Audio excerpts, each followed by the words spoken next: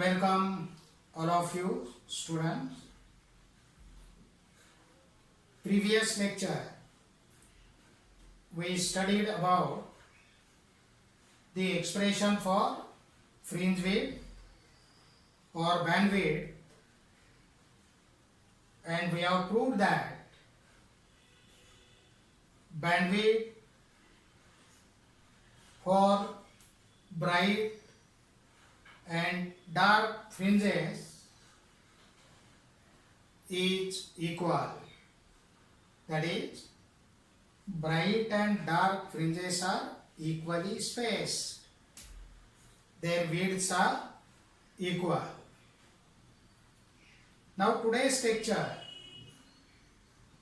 we will discuss about the intensity distribution. And for that we have two narrow slits S1 and S2, and in front of these narrow slits we have a screen, and the waves coming from S1 and S2 reaching at point P. As there is a constructive interference at the centers of the bright fringes,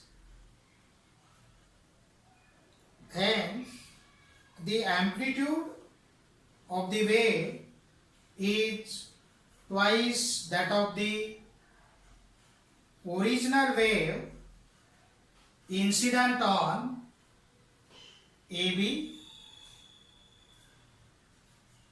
and we know intensity is directly proportional to square of the amplitude. Therefore, intensity I is being 4 times I0, where I0 is the intensity of incident wave. At the centers of dark fringes, the intensity is 0, and at in between points the intensity gradually changes from 0 to 4I0 and vice versa. Thus, the interference fringes are equally bright and equally spaced. This is, however, valid only in the limit of vanishing widths of the slit. But for wide slits, broad slits, the waves reaching at a given point, say P, coming from different points of the single slit, will cover different distances, different path lengths. Hence, the interference pattern changes,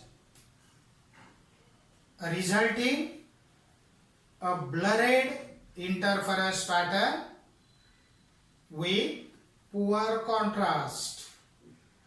Means interference pattern is not clear, it is not clearly visible. Hence, we can calculate the intensities of the two waves at point P, which is having phase difference between the two waves phi. So phi is the phase difference between the two waves coming from S1 and S2. Then we can write the two equations for the two waves coming from S1 and S2 and reaching at point P on the screen.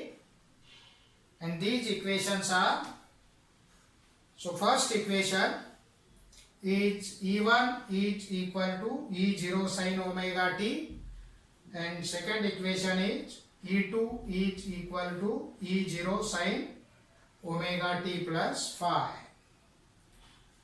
Here phi is the phase difference between the two waves.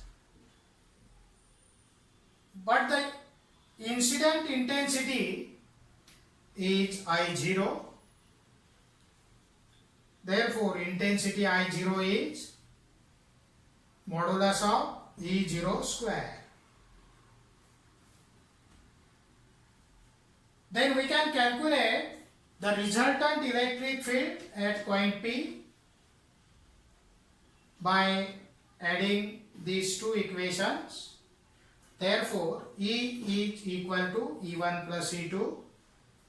Substituting the value, we get this. E is equal to E0 sin omega t plus E0 sin omega t plus phi. And after simplifying,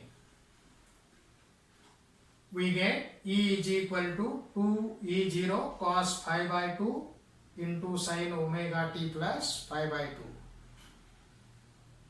To simplify this, we have used the formula sin omega t plus phi is equal to sin omega t into cos phi plus cos omega t into sin phi.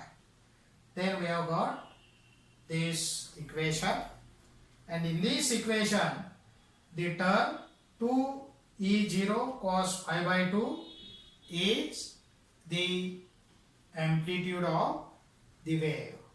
So this is the resultant amplitude of the two waves. But we know that intensity is directly proportional to square of the amplitude. Thus, intensity at point P will be proportional to mod of 2 E0 cos phi by 2 square. Therefore, intensity at point P is equal to 4 I0 cos square phi by 2. So this is the intensity at point P. Now we can take another case in which the amplitudes of the two waves are different. The waves have different amplitudes. If E10 and E20 are the amplitudes of the two waves coming from two slits. Therefore, at the centers of bright fringes, the amplitude will be E10 plus E20. Addition of the individual amplitudes of the two waves, that is E10 plus E20. And we know intensity will be proportional to modulus of E10 plus E20 square. Similarly, for dark fringes, the amplitude will be E10 minus E20. Hence, the intensity will be modulus of E10 minus E20 square. here intensity will not be zero because amplitudes are different. In this way, when amplitudes are different, then intensity will not be perfectly zero. When the amplitudes are exactly equal, then intensity will be zero. Hence, the corresponding interference pattern will contains the minima and maxima. Maxima means the intensity is greater and minima means intensity is smaller.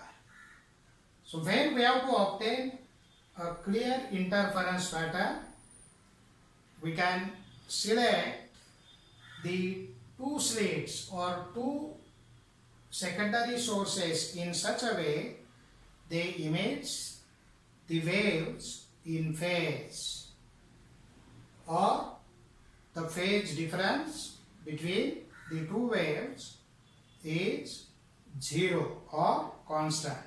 Then we will get a perfect bright